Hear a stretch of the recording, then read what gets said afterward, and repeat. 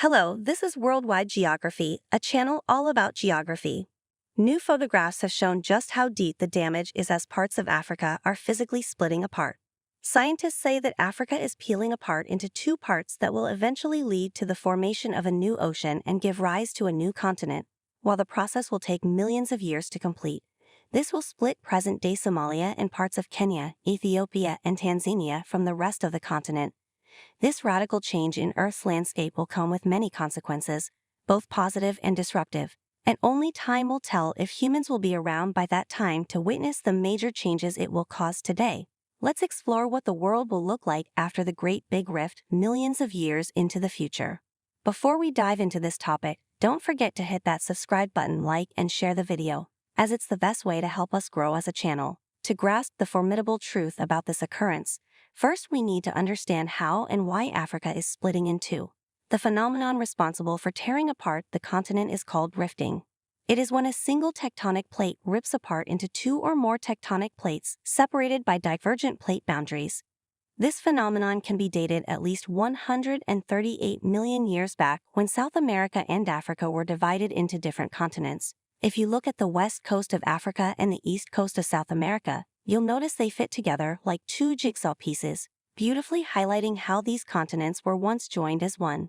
For the last 30 million years, the Arabian Plate has been drifting away from Africa, a process that resulted in the creation of the Red Sea and the Gulf of Aden.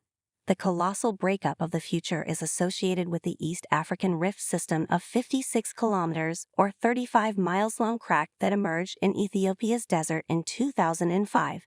It is one of the largest rifts in the world that stretches downward for thousands of kilometers through several countries in Africa, including Ethiopia, Kenya, the Democratic Republic of Congo, Uganda, Rwanda, Burundi, Zambia, Tanzania, Malawi, and Mozambique. This rift will set off the formation of the world's sixth ocean. Seismic data shows that the formation of the rift was triggered by similar tectonic processes that are taking place at the bottom of the ocean. The crack was discovered at the border of three tectonic plates, African, Nubian, African Somali, and Arabian, that have already been separating for some time, spanning over 3,000. East African Rift Valley lies from the Gulf of Aden in the north towards Zimbabwe in the south. It divides the African plate into two parts, the Somali and Nubian plates. Though the process of rifting has been happening for some time, the potential split made the headlines for the first time when a large crack in the Kenyan Rift Valley emerged in 2018. According to scientists, the Great Split won't happen anytime soon, as the Arabian Plate is shifting away from Africa at a rate of 1 inch per year. It will take millions of years for Africa to be sliced into two unequal parts. The new ocean will take at least 5 million to 10 million years to form, which could eventually give a few landlocked countries in Africa their coastlines. Now, assuming that millions of years down the line, nation-states will still exist in the form they do now, here's what we expect would happen to 6 landlocked countries, namely Rwanda, Uganda, Burundi, the Democratic Republic of Congo, Malawi, and Zambia would inadvertently find themselves with a coastline. And the smaller continent created by the rift will include countries such as present-day Somalia and parts of Kenya, Ethiopia, Eritrea, Djibouti, Tanzania, and Mozambique. But according to geologists, the smaller of the emergent continents may drift away from the rest of the continent. Depending on how the rift happens, there is the possibility of new nations forming, old nations merging, or completely breaking apart. Geologists predict that Madagascar will break apart into smaller islands. Quite possibly, the new ocean that may arise in another 5 or 10 million years will be named the African Ocean, and the world will have a new and eighth continent. A new coastline just in their front yard would cost the countries millions of dollars in evacuation, but it would come with huge advantages.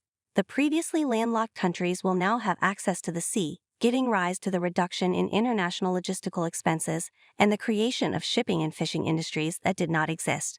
The countries will build harbors that will connect them to the rest of the world directly. It is to be noted that the Democratic Republic of Congo has a tiny sliver of Atlantic coastline, but it remains in use. Congo, Uganda, Rwanda, and Burundi have largely relied on Kenya's Indian Ocean port of Mombasa and Tanzania's port of Dar es Salaam for their sea freight and transportation. With access to the sea, it also means the countries can finally be directly connected to subsea internet cables. If that technology will not have been bypassed by then, doubtlessly the emergence of new coastlines will unlock a myriad of opportunities for economic growth.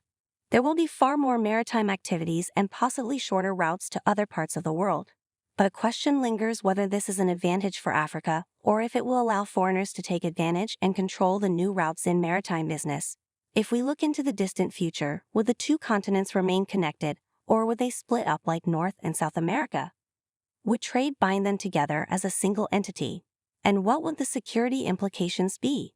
In addition, Africa is the most impacted region when it comes to displacement, with a larger number of countries affected than any other continent or region. As of 2015, more than 15 million people were internally displaced in Africa, according to the United Nations Environment Programme report on displacement and environment as the plates continue to split. In the future, this phenomenon will result in the displacement of communities, settlements, and various flora and fauna. These changes will impact their habitats due to climate change, resulting in environmental degradation. Some plant and animal species will become extinct, while others will become endangered due to habitat changes. Finally, rapid urbanization and increased settlements will put pressure on natural resources, leading to a scarcity of water, energy, and food. Dramatic events such as sudden motorway splitting faults can give continental rifting a sense of urgency. However, rifting is a very slow process that most of the time goes about splitting Africa without anybody even noticing. As it happens, throughout millions of years, the departure of East Africa will just be another page in this giant geological storybook. Who knows whether humanity will be around to see any of these changes, but it doesn't look too hopeful. But discussing the possibilities of the future is important, as it may come earlier than humans think. What are your thoughts on Africa splitting in two? Leave a comment below. Thanks for watching and see you in the next video.